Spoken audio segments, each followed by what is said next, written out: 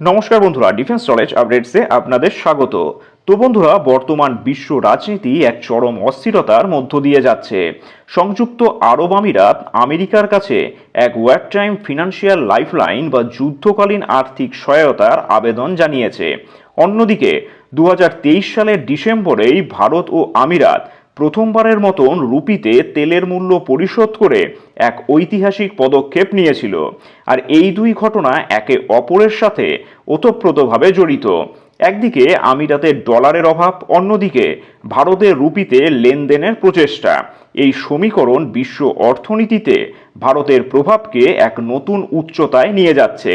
আসলে ইরান এবং ইসরায়েলের মধ্যে চলমান সংঘর্ষের কারণে পারস্য উপসাগর এবং হরমুজ প্রণালী দিয়ে বাণিজ্য মারাত্মকভাবে ব্যাহত হচ্ছে। আমিরাতের তেল ও গ্যাস অবকাঠামো ক্ষতিগ্রস্ত হওয়ায় তাদের ডলার আয়ের প্রধান উৎস বাধাগ্রস্ত হয়েছে। আমিরাতের central bank governor Khaled Mohamed Balama মার্কিন ট্রেজারি সেক্রেটারি স্কট বেসেল্টের সাথে দেখা করে একটি কারেন্সি সোয়াপ লাইনের প্রস্তাব দিয়েছেন।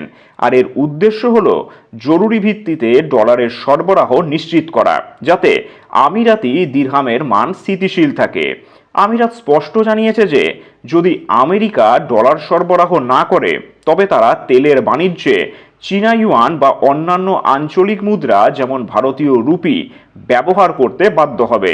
এটি মূলত পেট্রোডলারের একাধিপত্যের ওপর এক বড় আঘাত। আসলে ভারত ও আমিরাত ডলারের ওপর নির্ভরতা কমাতে স্থানীয় মুদ্রায় বাণিজ্য শুরু করেছে। আর 2023 সালের ডিসেম্বরেই ভারত প্রথমবার রুপিতে তেলের দাম পরিশোধ করে বিশ্বকে চমকে দিয়েছিল।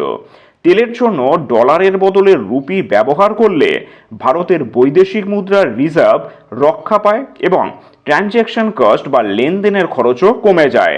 যদি আমিরাত ডলার সংকটের কারণে অন্যান্য মুদ্রার দিকে ঝুঁকে পড়ে তবে ভারতের জন্য এটি একটি সুবর্ণ সুযোগ।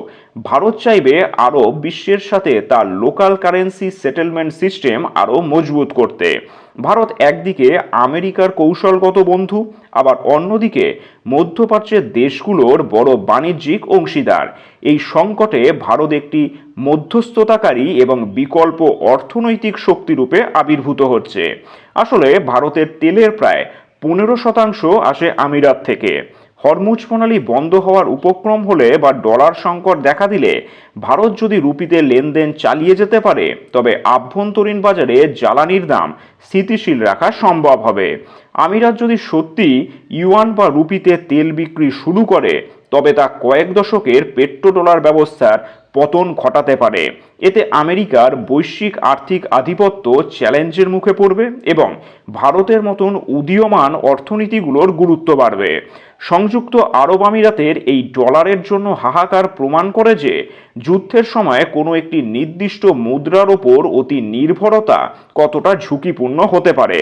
আর ভারতের দূরদর্শী চিন্তা, অর্থাৎ আগে থেকেই রুপিতে বাণিজ্যের রাস্তা তৈরি করে রাখা, আজকের এই সংকটকালীন সময়ে ভারতকে একটি নিরাপদ অবস্থানে দাঁড় করিয়েছে। আগামী দিনে পেট্রোরুপি বিশ্ব অর্থনীতির নতুন বাস্তবতা হয়ে দাঁড়াবে কিনা সেটাই এখন দেখার বিষয়।